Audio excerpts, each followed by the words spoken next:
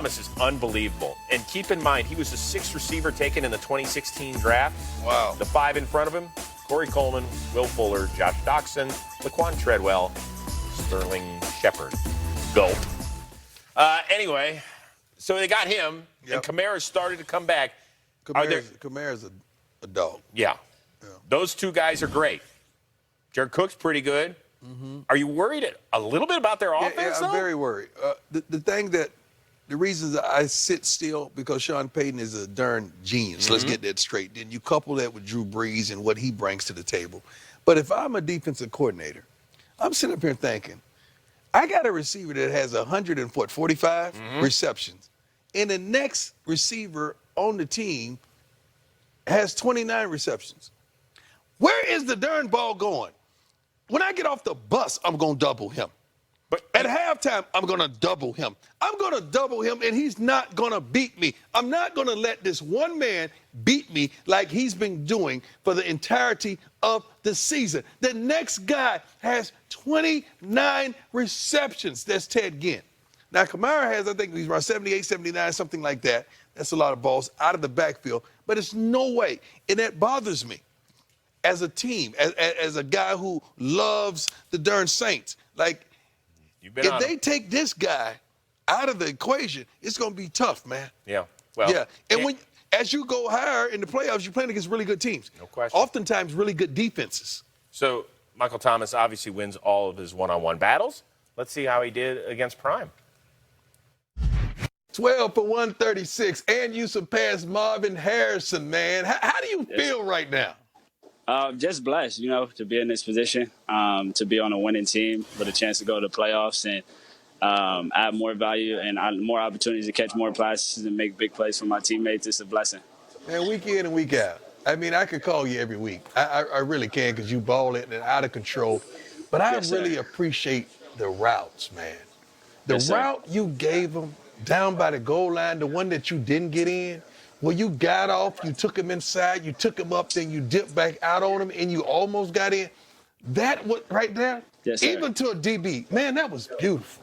Appreciate you. Thank you. That's why you got a $145. When you can run routes like that, and you put great hands, and you put Drew Brees on top of it, you are who you are.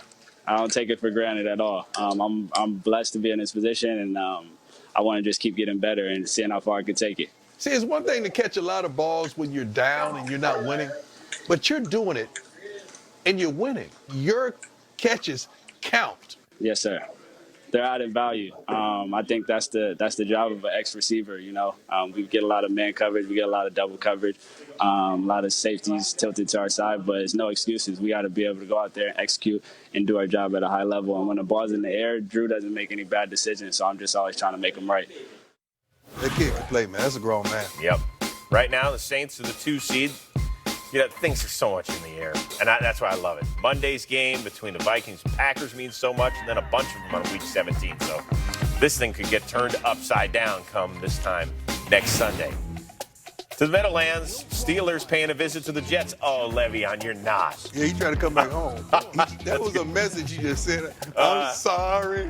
Doug Hodges, 4 interceptions last week in the loss to Buffalo, and he's back at it again. Marcus May, that's the second INT of the day thrown by Hodges. That's a good kid, Hodges. I just feel bad for him. Well, Mason Rudolph, let's dust him off. Okay, last time we saw him on the field, he was busy getting a helmet to the head. That was no good. So Rudolph, right before halftime, after T.J. Watt forced a Sam Darnold fumble, hits Deontay Johnson. We're tied at 10. That was a good pass. Great pass. Third quarter, Steelers down 3, and Rudolph. He's got a backup center in there. Marquise Pouncey was injured. He steps on his new center and tries to get up and gets drilled. Injures his non-throwing shoulder. So you know what? We got to make a duck call. He's got to come back in. No, he gonna call me back now. Under a minute to go, down 6. Can Devlin Hodges lead the comeback? He's been really good throwing this ball to James Washington. But look at the play by Marcus May. It's a great play. Good work.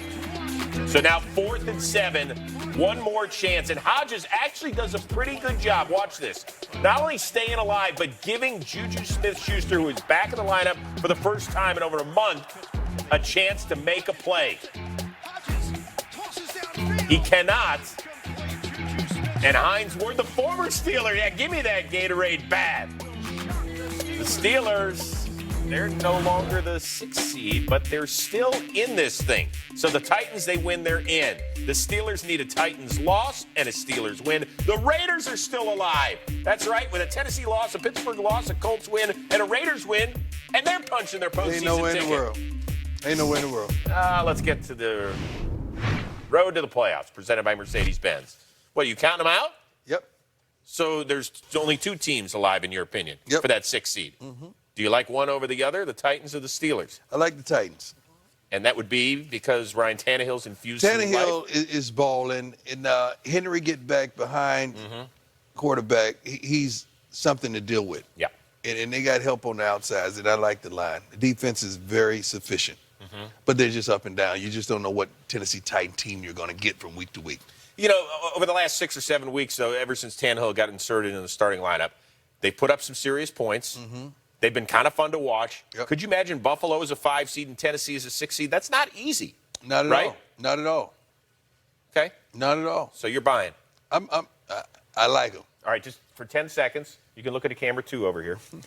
Tell the Raiders fans what they have to look forward to next week. Nothing. Absolutely nothing. So they're moving? Look forward to moving to Vegas. Get that. Start packing. So you're making friends with Seahawk fans? Well, I'm telling You're the truth. making friends with Raiders fans? I'm a truth teller. I know, and I What appreciate you want that. me to do? Nothing. I'm not going to wrap up a box. There ain't nothing in it. This Christmas, baby. I'm trying to give you the truth. Ho, ho, ho, Sanders Claus. That's good work. Love it. He says all the right things. No Always. question. By the way, kudos to him. 36 touchdown passes this year. What? Most ever by a Heisman Trophy winning quarterback. So there you go. Can you say that again? No, I don't Most need- ever by unfortunately, I gotta You know move how many on. Heisman winning So the- quarterbacks are in the league? The other side of the equation is the Browns now have missed the playoffs 17 straight years. Longest streak in the NFL. Odell Beckham Jr., we saw him throw the helmet after the failed 2-point conversion. Chopped it up with his head coach, Freddie Kitchens. A lot of people thought he was mad at him, maybe the play call. Odell, what happened here? No, we was just talking About the offense, I presume? football.